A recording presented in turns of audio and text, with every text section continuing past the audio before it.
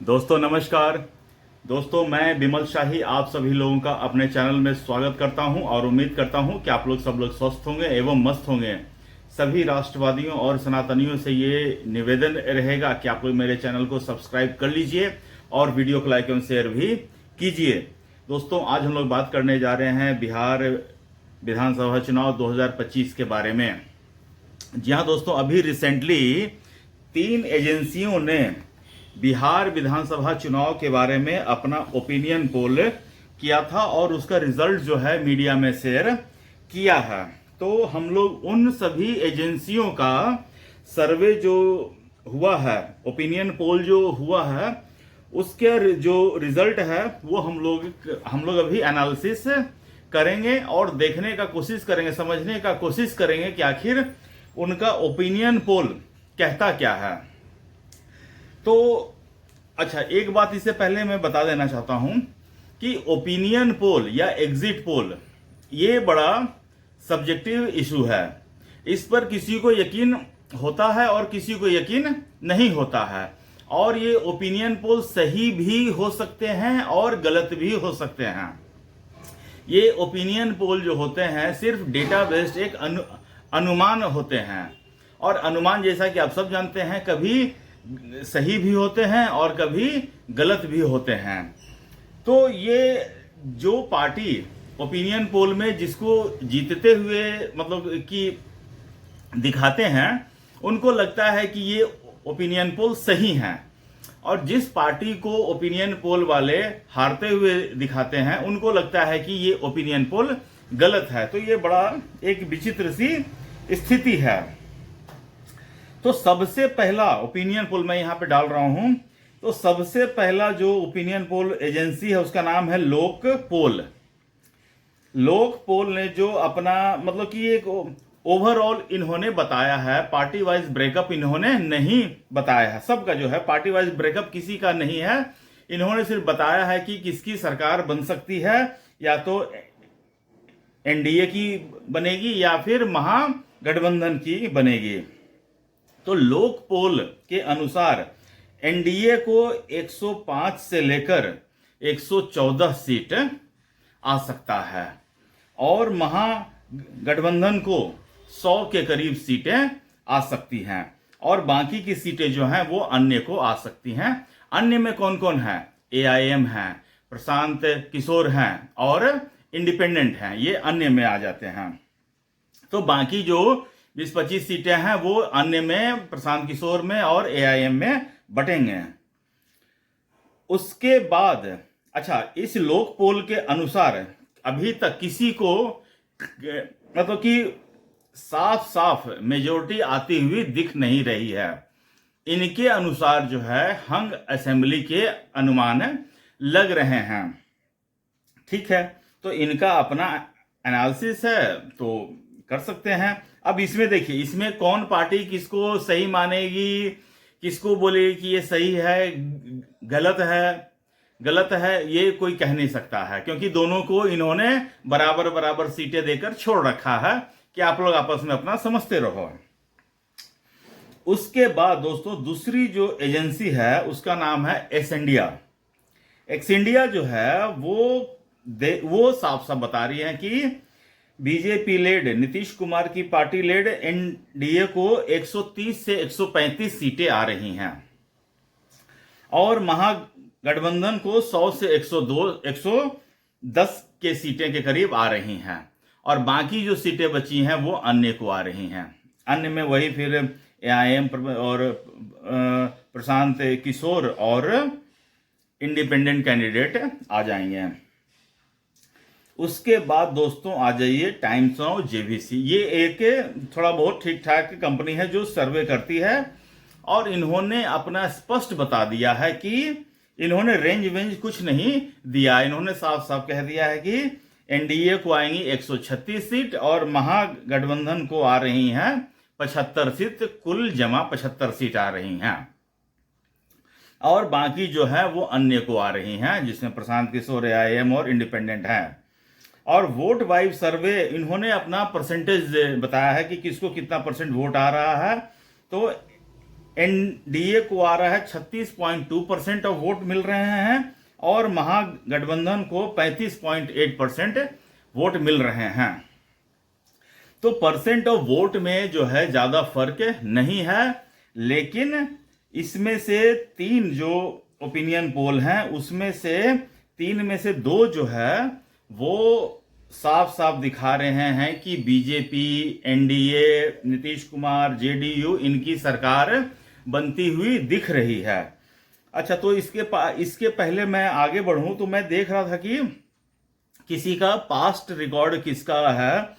तो मेरे पास एक दोस्तों एक मैंने बनाया था जेवीसी, जो टाइम्स नाउ जेवीसी हैं, इन्होंने दिल्ली का जो है इन्होंने ओपिनियन पोल या एग्जिट पोल किया था। तो इनके अनुसार बीजेपी को दिल्ली में 70 में से 39 से 45 सीट इन्होंने दिया था और अरविंद केजरीवाल की आम आदमी पार्टी को 22 से 31 सीट दिया था और कांग्रेस को 0 to 2 सीट इन्होंने दिया था। तो इनका जो एग्जिट पोल मैं जहां तक समझ पा रहा हूं मिला जुलाकर ठीक ठाक है, मतलब विद इन द रेंज है, ऐसा नहीं है कि बहुत ज्यादा उतार चढ़ाव है। तो ये आप जेवीसी का मान के चलिए कि थोड़ा बहुत सर्वे ठीक होता है, और सर्वे ठीक होता नहीं होता फिर मैंने जैसे शुरू में ही आपको बताया था कि ये प्योरली सब्जेक्टिव चीज होता है। कई बार आप सही होते हैं, कई बार आपका डाटा गलत भी हो सकता है। जैसे अभी कुछ दिन पहले आपने देखा कि एक संजय गुप्ता हैं, उन्होंने पूरा का पूरा डेटा ही गलत डेटा मतलब कि गलत डेटा प्रेजेंट किया था। तो अगर वैसा डेटा के साथ अगर आप ओपिनियन पोल करेंगे तो पूरा का पूरा ही ओपिनियन पोल आपका बायस्ड हो जाएगा, फिर आप सही रिजल्ट तक पहुंच नहीं पाएंगे। तो दोस्तों ये तो रहा 3 एजेंसियों का और मोटा मोटी सर्वे। एक सर्वे मेरा भी है। मेरा सर्वे ये कहता है कि अगर 2020 से अगर आप कंपैरिजन करें, 2020 में मतलब कि बीजेपी और जेडीयू और एचएम ये तीनों साथ में मिलकर लड़ी थी और इन लोगों का सीट मिला जुलाकर 122-25 से आया था। उस समय चिराग पासवान जो है वो इनके साथ नहीं थे, वो बीजेपी के साथ थे, लेकिन मतलब चिराग पासवान जो है वो जेडीयू के अगेंस्ट थे। तो चिराग पासवान ने जेडीयू के बहुत सारे सीटों का नुकसान पहुंचाया था। लेकिन इस बार क्या हो रहा है कि इस बार जो है चिराग पासवान बीजेपी और जेडीयू के साथ चुनाव लड़ रहे हैं, तो वोटों का बंटवारा नहीं होगा। तो जब वोटों का बंटवारा नहीं होगा तो मुझे लगता है कि कम से कम जो पिछले बार उन्होंने जीता था उसमें से आप 25-30 सीट ऐड कर दीजिए। तो मुझे लग रहा है कि इस बार बिहार विधानसभा में बीजेपी, जेडीयू को मिला जुला के कम से कम 150 से 175 सीटें मेरी तरफ से आ सकती हैं। बाकी जो आरजेडी हैं और उनमें बहुत बड़ा असमंजस है, अभी भी सीटों को लेकर उनके अंदर क्लैरिटी नहीं है। वो बार बार यात्रा निकाल तो रहे हैं, लेकिन हर बार यात्रा अंत होते होते किसी न किसी मुसीबत में फंसते हुए दिख रहे हैं। जैसे देखिए राहुल गांधी और तेजस्वी यादव ने मिलकर निकाला था बिहार वोटर अधिकार यात्रा। उस यात्रा के अंत होते होते उनकी बदनामी हुई किस बात पे कि इन्होंने मोदी की माताजी को गाली दिया, और उस यात्रा में पूरा का पूरा क्रेडिट जो है राहुल गांधी ने उठाया था। तो अब जो उसको मतलब कंपेंसेट करने के लिए मतलब कि तेजस्वी यादव ने अपनी यात्रा फिर से एक अलग निकाली, बिहार अधिकार यात्रा। बिहार अधिकार यात्रा भी ठीक ठाक चल रहा था, तेजस्वी यादव को मतलब भीड़ सुनने को देखने को आ रही थी, लेकिन अंत होते होते तेजस्वी यादव की अपनी बहन उस यात्रा के ऊपर सवाल उठाकर उनसे झगड़ा करके रूठ कर चली गई सिंगापुर। तो ये यात्रा भी उनकी सफल नहीं हो पाई। अच्छा, उसके बाद देखिए ओवैसी जी जो हैं वो बिहार के सीमांचल इलाके में अपनी यात्रा निकाल रहे हैं, बिहार न्याय यात्रा। और मुसलमानों में ओवैसी जी के लिए बहुत जबरदस्त क्रेज है।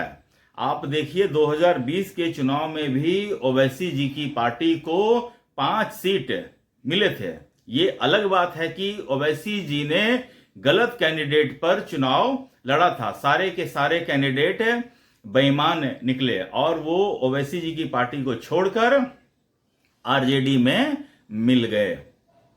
अब जो है देखिए, इस बार चुनाव स्टार्ट होने से पहले ओवैसी ने ये बहुत जोर लगाया कि किसी तरह इंडी अलायंस में इनको भी शामिल कर लिया जाए। इन्होंने ढोल बाजे के साथ आरजेडी के ऑफिस पर, घर पर धरना भी दिया, लेकिन लालू यादव ने इनको एनडीए में मतलब इंडी अलायंस में शामिल नहीं किया।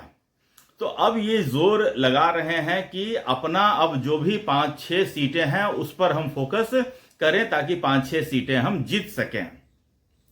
इसके बाद दोस्तों एक फैक्टर और होते हैं प्रशांत किशोर जी। प्रशांत किशोर स्टार्ट तो किए थे बहुत अच्छा, उनका पूरा कैंपेन बहुत अच्छा था।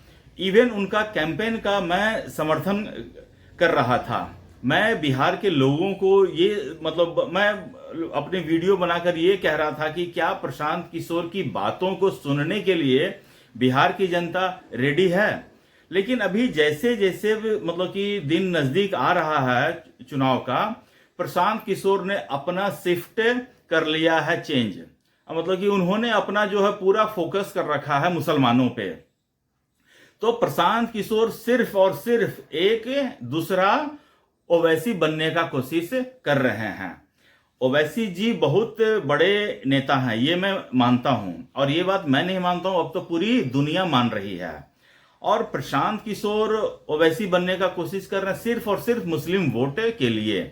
और सीमांचल में ही इन लोगों का मेन झगड़ा है कि कौन सी पार्टी अधिक से अधिक मुस्लिम वोट हासिल कर सके।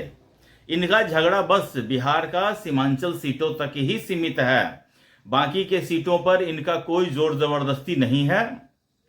बाकी की 200 सीटों पर सीधा सीधा जो फाइट है वो मतलब कि बीजेपी के लिए है। उसमें बीजेपी 200 में से कितना जीतती है, एनडीए उस 200 में से कितना जीतती है, ये एनडीए के ऊपर डिपेंड करता है। बाकी फाइट इन लोगों का आपस में फाइट ये 50 जिले जो सीमांचल में हैं उन्हीं के लिए है। तो दोस्तों ऐसा होने जा रहा है पूरा बिहार का चुनाव। और ओपिनियन पोल के अनुसार और मेरे जो अपना एनालिसिस करता है उसके अनुसार बिहार के विधानसभा चुनाव 2025 में कुछ भी शेष नहीं बचा है। एनडीए क्लियर कट मेजॉरिटी से जीत रही है और मुझे ये होता हुआ दिख रहा है। आप देखिएगा आगे। तो दोस्तों मुझे आज के लिए इतना ही अपडेट देना था। आप लोग अपना ख्याल रखिए, स्वस्थ रहिए, मस्त रहिए। तब तक ले नमस्कार, बाय।